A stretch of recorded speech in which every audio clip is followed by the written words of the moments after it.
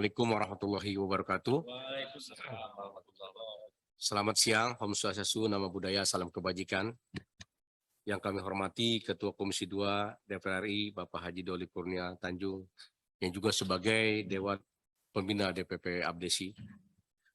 Yang terhormat Wakil Ketua Komisi 2 yang kami hormati, dan anggota Komisi 2 DPR RI yang kami banggakan. Mohon maaf kami tidak bisa sebutkan satu persatu, mudah-mudahan tidak mengurangi rasa hormat dan tajim saya. Yang terhormat pengurus DPP Abdesi yang kami banggakan, pengurus DPD Abdesi, pengurus DPC Abdesi yang hadir di ruangan yang saya cinta ini. Yang terhormat Ketua Bappenas dan Sekjen BVD, terima kasih bisa hadir. Ketua Umum DVN PPDI, perangkat desa sebagai mitra Abdesi yang selalu berjalan setiap saat dengan kita bersama BPD. Di sini alhamdulillah hadir Ketua Umum Aksi dan Ketua KIP Indonesia Bersatu.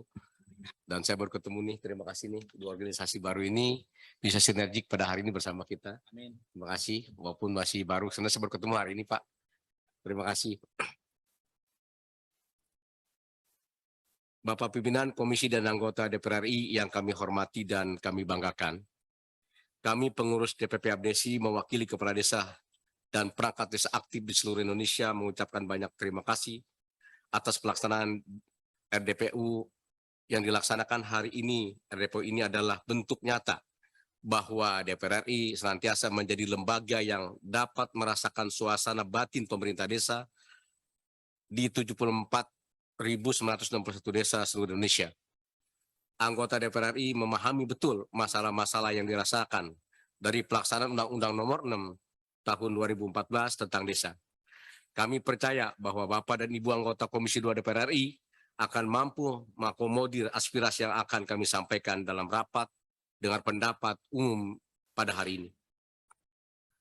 Sebelum lanjut, saya ingin memperkenalkan nama saya Surta Wijaya, Kepala Desa Bawanasem, Kecamatan Kabupaten Tangerang, selaku Ketua Umum dan sudah menjabat Kepala Desa untuk periode ketiga ini. Sebelah saya adalah Sekjen DPP Abdesi, Bapak Anwar Sadat, Kepala Desa Cibeber, Kecamatan Kirapedes, Kabupaten Purwakarta. Juga sudah 3 periode, beliau juga masih menjabat sampai saat ini. Rencana ingin ke DPRD dan DPD RI sudah kiranya partai politik mengakomodir kami. Insya Allah kami ke depan akan calon Pak. Ada yang dari DPRD, ada yang DPR RI. Dari 33 ketua DPD Abdesi Provinsi dan pengurus DPP Abdesi, kami hadir penuh sebagai bentuk penghormatan dan penghargaan kami kepada DPR RI yang sudah banyak memberikan kontribusi terhadap pembangunan desa seluruh Indonesia.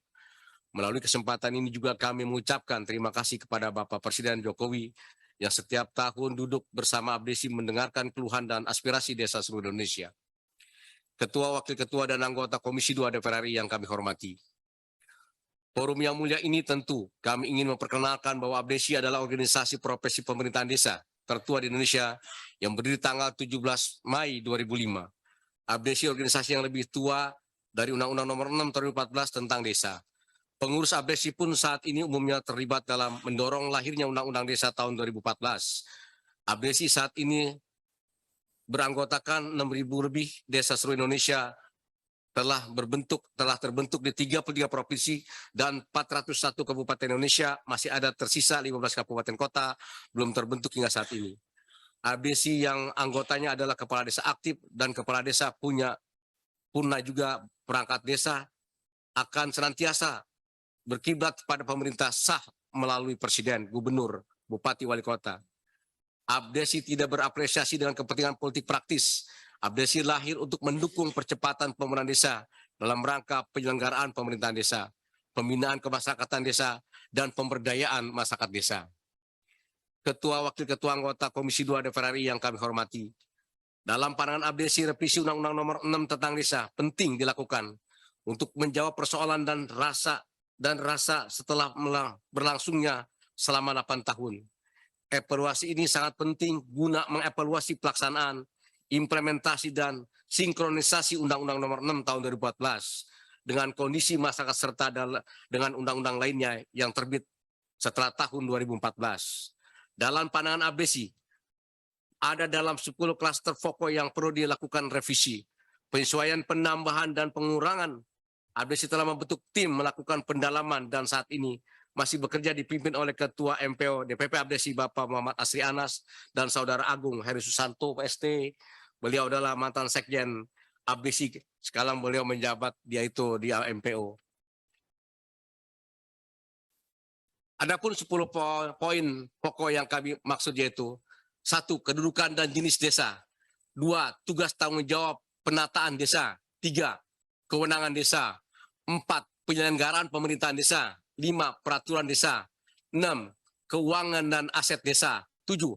Pembangunan desa dan pembangunan kawasan desa. 8. Ketentuan khusus desa adat. 9. Hak kewajiban desa dan masyarakat desa. 10. Pembinaan dan pengawasan. 10 ketentuan di atas kami senantiasa susun dalam bentuk daftar inventarisasi masalah atau DIM, serta rancangan Undang-Undang Nomor 6 Tahun 2014 persandingan. Kami tentu fokus membahas perubahan Undang-Undang Desa sebab ABDC sadar bahwa urat nadi pembangunan desa ada di Undang-Undang Nomor 6 Tahun 2014. Ketua, Wakil Ketua, dan anggota Komisi 2 DPR RI yang kami hormati. Sehubungan dengan hal tersebut, Bapak Ketua dan anggota Komisi 2 yang kami hormati dan kami banggakan, setelah pandangan umum ini kami akan menyerahkan DIM dan rancangan undang-undang persidangan penyempurnaan akan kami susulkan. Ya, secara akademik ABDC siap mempertanggungjawabkan untuk menjadi bahan dan perbandingan akan revisi Undang-Undang Nomor 6 Tahun 2014. Tetapi melalui kesempatan ini ada 10 poin penting yang kami ingin sampaikan sebagai aspirasi kepala desa, BPD, perangkat desa yang tidak bisa dipisahkan dalam ketentuan revisi Undang-Undang Nomor 6 Tahun 2014, yaitu: 1. Dibutuhkan penyesuaian persandingan dan penyesuaian terhadap Undang-Undang 2023 Tahun 2014 tentang pemerintahan daerah dan Undang-Undang Nomor 6 Tahun 2014 tentang desa serta penyesuaian terhadap Undang-Undang Nomor 11 Tahun 2020 tentang Cipta Kerja. 2. Kewenangan desa penuh dalam menentukan arah pembangunan desa, sebagaimana ketentuan kewenangan penyelenggaraan pemerintah desa, pengelolaan keuangan desa, dan pembangunan desa. Jangan seperti saat ini Undang-Undang Nomor 6 Tahun 2014 memberikan kewenangan ke desa, tapi program dan kebijakan alokasi anggaran ditentukan oleh Kementerian Desa. Sehingga proses demokrasi penentuan program dan anggaran melalui musyawarah desa jadi tidak memiliki nilai dan wibawa, padahal dijamin dalam Undang-Undang Nomor 6 Tahun 2014. 3. Penghasilan tetap kepala desa, BPD, dan perangkat desa, serta tunjangan dan jaminan kesehatan bersumber dari APBN dan alokasi desa, yang dituangkan anggaran pendapatan belanja desa yang layak dan berbasis kinerja, sehingga gaji pokok memiliki kesamaan, waktu pembayaran sama dan tepat, asuransi kesehatan sama, dan tunjangan kinerja berbeda berdasarkan beban kerja setiap desa dan wilayah. Jangan seperti saat ini kepala desa dan perangkat desa kerja 24 jam, tetapi asuransi kesehatan tidak ada, bahkan 80% kepala BPD perangkat desa tidak memiliki asuransi. Penyebab utama adalah pembiayaan dilekatkan di dana alokasi desa bersumber dari APBD. 4. Tunjangan kerja kepala desa sebagai kepala pemerintahan yang lebih secara politik sebesar 3% sampai 5% yang bersumber dari dana desa, yang penggunaannya secara makro ditetapkan penggunaannya. Jangan seperti saat ini sampai hal paling kecil penggunaan 3% diatur oleh Kementerian Desa tanpa melihat kondisi wilayah dan kebutuhan masing-masing desa se-Indonesia. 5. Masa jabatan kepala desa dan BPD dari 6 tahun menjadi 9 tahun maksimal 3 periode secara berturut-turut atau tidak berturut-turut. Pasal 39 dan pasal 56 Undang-Undang Nomor 6. 6. Ketentuan dalam Undang-Undang Desa dan Keuangan Negara tentang alokasi dana desa sebesar 10% dari APBN setelah dikurangi subsidi dan pembayaran utang atau pinjaman negara, bukan 10% dari dana perimbangan yang diterima pada kabupaten dan kota dalam anggaran pendapatan dan belanja daerah.